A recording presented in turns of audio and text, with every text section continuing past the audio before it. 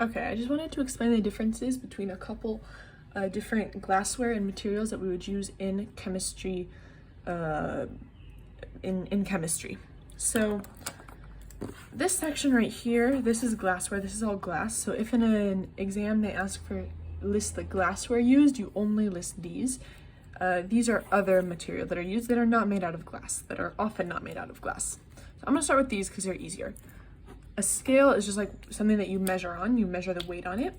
Funnel, everyone knows what a funnel is. It's a little cone-shaped thing that you would use to pour something from a big cup into a small cup.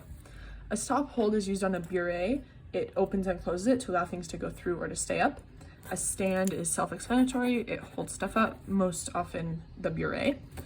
A watch glass is the plate that you put material on when you go to put them on the scale. A burette is used for titration. It's the thing up on top. It's called a burette. A beaker, it's like a big cup. Often there's measurements on the side. It's like, yeah, cup, whatever. There's often measurements on the side.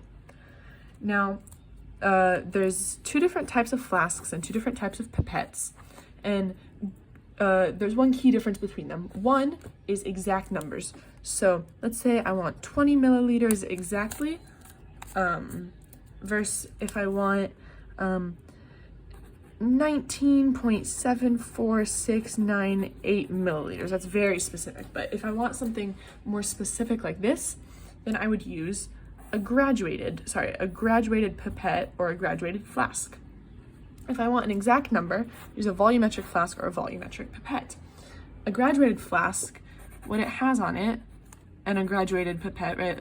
A graduated pipette, which is what you use to take stuff out of a little cup, like if you want a certain amount, it's used to transfer from one to the other, from one flask to the other flask. Flask is what holds it.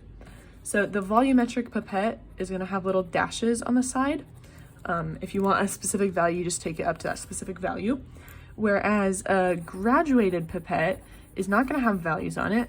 It's just gonna have a big line right here, and that line is 20 milliliters or whatever the exact volume is. So when you're filling up the graduated pipette, you just need to watch very carefully for where it stops.